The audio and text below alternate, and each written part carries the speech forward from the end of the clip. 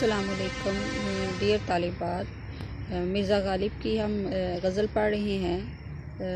پہلے 3 اشعار کی تشریح ہم نے پچھلے لیکچر میں دیکھی۔ آج چوتھے شعر کا دیکھیے کہ یہ کہہ سکتے ہو ہم دل میں نہیں ہیں، پر یہ بتلاؤ کہ جب دل میں تم ہی تم ہو تو آنکھوں سے نہا کیوں ہو۔ نہا پوشیدہ، بتلاؤ یعنی بتانا۔ شاعر کہتے ہیں کہ اے محبوب، تم یہ نہیں کہہ سکتے کہ تم ہمارے دل میں نہیں، مگر جب دل میں موجود ہو تو پھر نظر سے کیوں غائب ہو۔ تو مرزا اسداللہ غالب نے ایک حقیقت کی طرف اشارہ کیا ہے کہ روایتی محبوب کو اگر اپنے محب سے محبت ہو تو وہ بتاتا ہی نہیں کہ محبت کا اظہار کرنا کہیں رسوائی کا باعث نہ بن جائے۔ تو شاعر کہتا ہے کہ اے محبوب، تم یہ کہہ سکتے ہو کہ تم مجھ سے محبت نہیں کرتے، لیکن یہ کیسے کہہ سکتے ہو کہ تم میرے دل میں نہیں ہو؟ یقیناً اس کا جواب نفی میں ہے۔ تم میرے دل میں رہتے ہو، لیکن جب تم دل میں مقیم نہیں ہو تو پھر مجھے نظر کیوں نہیں آتی؟ اس کی وجہ کیا ہو سکتی ہے کہ تم مجھ سے ہمیشہ کنارہ کشی اختیار کرتے ہو، حالانکہ تم میرے دل و دماغ پر حکومت کرتے ہو۔ تو شاعر کا محبوب اگر مجازی ہے تو اس سے وہ التماس کرتا ہے کہ اے محبوب، جب دل میں تیری یاد ہے اور یہ دل تیرا مسکن بنا ہوا ہے، جبکہ میرے دل میں صرف تم ہو اور کوئی نہیں ہے، تو پھر مجھے دیدار سے کیوں محروم رکھا ہوا ہے؟ میری نگاہوں سے کیوں پوشیدہ ہو؟ تم اپنے حسن کے جلووں سے مجھے شاد کیوں نہیں کرتے؟ غالب دراصل اپنے محبوب کو ملاقات کا شوق دلا رہے ہیں اور ترغیب دے رہے ہیں کہ اے محبوب، تم میرے دل میں بستے ہو، اس حقیقت سے تم بھی انکار نہیں کر سکتے اور نہ تردید کر سکتے ہو۔ تو مہربانی کرو اور میری آنکھوں کو بھی اپنے جلووں سے بہرہ مند فرماؤ۔ لیکن یہ حسرت پوری ہوتی ہی دکھائی نہیں دیتی۔ اور اس شعر کی حقیقی معنوں میں دیکھیں تو شاعر اللہ تعالیٰ سے بھی عرض کرتے ہیں کہ اے میرے رب، جب تو ہمارے دلوں میں رہتا ہے اور تیرے نور کی وجہ سے دلوں کی بستیاں روشن ہیں، تو پھر ہمیں نظر کیوں نہیں آتے، پوشیدہ کیوں رہتے ہو؟ اس خواہش کا اظہار اقبال نے کیا خوب کہا تھا کہ کبھی یہ حقیقت منتظر نظر آ لباس حجاز میں، کہ ہزاروں سجدے تڑپ رہے ہیں میری جبین نیاز میں۔ تو اسی بات کو غالب نے بھی کہا ہے کہ جب خدا تو کیونکہ اللہ تعالیٰ نے کہا ہے نا کہ میں تمہاری شہرک سے بھی زیادہ قریب ہوں، تو غالب بھی یہی کہتے ہیں کہ جب اللہ کا وجود ہماری شہرک سے بھی قریب ہے اور ہمارے دل میں موجود ہے، تو اللہ جو ہے تو پھر اے خدا تو ہمیں نظر بھی آ، تو ہمیں حقیقت میں بھی نظر آ، ہماری آنکھوں کے سامنے اپنا جلوہ دکھا۔ تو یہ عشق حقیقی پر بھی یہ شعر آ سکتا ہے اور عشق مجازی پر بھی۔ نیکسٹ دیکھیے، یہی ہے آزمانا سو ستانا کس کو کہتے ہیں۔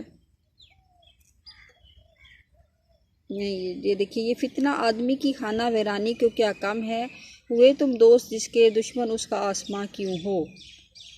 فتنہ، فساد، شرارت، خانہ ویرانی یعنی گھر کی ویرانی۔ اے محبوب، تم جس کے دوست بن گئے ہو اس کے ساتھ آسمان کی دشمنی کوئی وقت نہیں رکھتی کہ یہ ایسی خرابی ہے جو گھر کو برباد کر کے چھوڑے گی۔ شاعر جو ہے وہ کیونکہ کلاسیکل شاعر ہیں، ان کا خیال ہوتا ہے کہ جو بھی انسان پر مصیبتیں بلائیں آئی ہیں وہ آسمان سے نازل ہوئی ہیں۔ گویا آسمان ایک ایسی جگہ ہے جہاں سے ظلم و ستم نازل ہوتے ہیں، اور آسمان جسے چاہتا ہے جو جبر و ستم کا نشانہ بنا کر برباد کر دیتا ہے، اور زمین پر خوش و خرم لوگوں کو دیکھ کر حسد کرتا ہے، انہیں تباہی اور بربادی کا شکار کرتا ہے۔ دوست اور دشمن ایک دوسرے کے متضاد الفاظ ہیں۔ کسی بھی فرد کو دشمن کی چالاکیوں اور مکاریوں سے اتنا نقصان نہیں پہنچتا جتنا ایک دوست کی مکاری اور چالاکی سے ہوتا ہے، کیونکہ دوست کی نسبت دوست ہر کمزوری سے واقف ہوتا ہے۔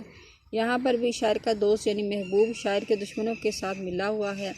شاعر کو اپنے محبوب سے بڑی توقعات تھی، وہ تو محبوب کو زندگی کا سرمایہ سمجھتا تھا اور وہ اسے مونس اور غمخوار سمجھتا تھا اور ہر وقت اس کی تعریف کیا کرتا تھا، لیکن یہ بعد میں معلوم ہوا کہ وہ لباس دوست میں انتہائی خطرناک سانپ ہے جو موقع کی تلاش میں ہے۔ تو شاعر کہنا یہ چاہتے ہیں کہ اے محبوب، اگر آسمان زمین اگر محبوب اگرچہ آسمان انسان کا دشمن ہے اور ظلم و ستم و نیست و نابود کرنے میں اپنا ثانی نہیں رکھتا، مگر اس کی دشمنی بھی نقصان نہ پہنچائے گی جتنا تیری دوستی سے کسی کو نقصان پہنچتا ہے۔ دراصل آسمان بھی تباہ کرتا ہے اور تیری دوستی بھی تباہی کا سبب بنتی ہے۔ تو اسی لیے شاعر نے کہا تھا، بنا گلاب تو کانٹے چبا گیا ایک شخص، ہوا چراغ تو گھر ہی جلا گیا ایک شخص۔ تو شاعر دراصل محبوب کی سنگ دلی اور محبوب کی جور و جفا کی انتہائی صورت سامنے لا رہے ہیں کہ جب محبوب کو دوست بنا لیا جاتا ہے تو پھر دوسرا غم کوئی معنی نہیں رکھتا، کیونکہ جو غم محبوب دیتا ہے وہ کہیں زیادہ تکلیف دہ ہوتا ہے، کیونکہ محبوب فتنہ ہے، اس کا فتنہ گھر کو تباہ و برباد کرنے کے لیے کافی ہے، اور یہ فتنہ پرور محبوب جب کسی سے دوستی لگا لے تو آسمان بھی اس کی دشمنی سے کنارہ کش ہو جاتا ہے۔ تو اسے تو محبوب سے پہلے ہی کافی برباد کر کے چھوڑا ہے۔ تو اے محبوب، تیری دوستی اور آسمان کی دشمنی میں کوئی فرق نہیں بلکہ مترادف ہیں۔ تو بقول شاعر، غم جہاں سے جسے ہو فراق کی خوش خواہش، وہ ان کے درد محبت سے ساز باز کرے۔ تو شعر نمبر 6 دیکھیے، یہی ہے آزمانا تو ستانا کس کو کہتے ہیں، عدو کے ہو لیے جب تم تو میرا امتحان کیوں ہو۔ یعنی شاعر کہتے ہیں کہ جب محبوب تم مجھے آزما رہے ہو تو پھر ستانا کس کو کہتے ہیں، اور جب تم دشمنوں کے ساتھ دوست بن گئے ہو تو پھر میری خواہش کیوں کرتے ہو۔ یعنی یہاں پہ شاعر کہتے ہیں کہ میدان عشق میں جو عاشق کو ہی خسارہ اٹھانا پڑتا ہے، ہر وقت وہ محبوب کے ظلم و ستم کا نشانہ بنتا ہے، طرح طرح کی مصیبتیں سہنا اور پھر بھی سہتا ہے اور پھر بھی خاموش رہتا ہے، لیکن اس کے جو صبر کا پیمانہ جو ہے وہ ہر وقت لبریز ہو جاتا ہے جب اس کا محبوب اس کے دشمنوں کے ساتھ مل جاتا ہے، دشمنوں کے ساتھ مل کر اس کو طرح طرح کے جو ہے وہ آزمائشوں سے گزارتا ہے اور اس کے صبر کا وہ جو ہے اس کا امتحان لیتا ہے۔ تو شاعر کہتے ہیں کہ جب یہی ستانا ہے تو بتاؤ آزمانا کس کو کہتے ہیں۔ یعنی اے محبوب، تیری نظر کرم اغیار پر ہے اور تو کہتا ہے کہ میں تجھے آزما رہا ہوں۔ یہ کیسا آزمانا ہے؟ جب تو بن کر ہی غیر کا رہا تو پھر میرا امتحان کیوں لیا جا رہا ہے؟ میرے دشمن سے تم نے مراسم قائم کر کے میرا امتحان لیا ہے، یہ فعل اور عمل مجھے ہرگز منظور نہیں ہے۔ اور شاعر کھلے اور باشگاف الفاظ میں محبوب سے کہہ رہے ہیں کہ تم نے میرے ساتھ ناانصافی کی ہے، اب اگر میں تمہیں کہتا ہوں کہ تم نے غیر کے ساتھ راہ و رسم بنا لی ہے تو تم کہتے ہو کہ میں تیری آزمائش کر رہا ہوں۔ یہ امتحان کیوں ہے اور کب تک رہے گا، جبکہ تم خود دشمنوں کے ساتھی ہو گئے ہو۔ محبوب نے اچھے دنوں میں تو ساتھ دیا اور اب آنکھیں پھیر لیں اور آزمائشوں کا بہانہ کر رہا ہے۔ تو شاعر نے اپنے محبوب کو کہا ہے کہ تم اپنے ہو کے بھی غیر ہو گئے ہو، جب دشمن اور رقیب کے ساتھ مل گئے ہو تو بتاؤ امتحان اور کس کو کہتے ہیں، آزمانا اور کس کو کہتے ہیں۔ تو شاعر نے خوبصورت انداز میں محبوب کی جو ہے وہ خبر لی ہے اور محبوب کو اپنی دکھوں اور تکلیفوں کے بارے میں بتایا ہے۔ نکالا چاہتا ہے کام کیا طعنوں سے تو غالب، تیرے بے مہر کہنے سے وہ تجھ پر مہرباں کیوں ہو۔ طعنہ یعنی برا بلا کہنا، بے مہر یعنی بے مروت بے محبت، تو غالب جو ہے وہ طعنے دے کر اپنا مطلب نکالنا چاہتا ہے، اور تیرے بے مروت کہنے سے تیرا محبوب تجھ پر مہرباں کیوں کر ہو سکتا ہے۔ یعنی غالب خود سے مخاطب ہیں اور غالب کہتے ہیں کہ اپنے محبوب سے وہ چونکہ بہت زیادہ محبت کرتے ہیں اور ان کا محبوب بھی ان سے ویسی ہی محبت کرے، وہ بھی یہی چاہتے ہیں، لیکن محبوب ہمیشہ ان کا جواب ظلم و ستم سے دیتا ہے۔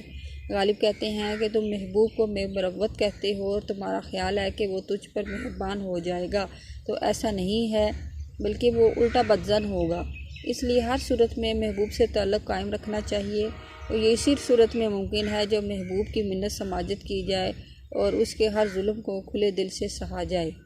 تو شاعر کہتے ہیں کہ محبوب سے ہر قیمت پر تعلق کو قائم رکھا جائے، اگر تو شکوہ شکایت کرے گا تو محبوب اور بھی زیادہ ہٹ درمی کا مظاہرہ کرے گا، اس لیے معاملہ قطع تعلق کی طرف بڑھے گا، جو کسی صورت بھی قبول نہیں ہے۔ تمہاری اپنی بھی مرضی یہی ہے کہ قطع تعلق کیجیے نہ ہم سے، کچھ نہیں تو عداوت ہی صحیح، یعنی کچھ نہ ہو تو دشمنی کا تعلق ہی قائم رکھے، دوستی نہیں تو دشمنی ہی صحیح، یعنی کچھ نہ کچھ تو تعلق ہو۔ تو اس لیے محبوب سے طعنہ آمیز رویہ اختیار کرتے ہوئے کہتے ہیں ایک شاعر، بنتی نہیں بات کوئی جبر و ستم سے، دل جیت جو لیتا ہے فقط پیار ہے لوگو۔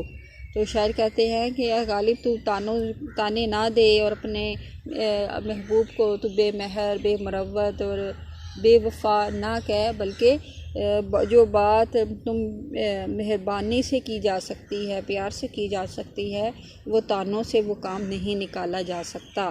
تو طالبات، امید ہے کہ آپ کو سمجھ آ گئی ہوگی۔ آج کے لیے اتنا ہی کافی ہے۔ اللہ حافظ۔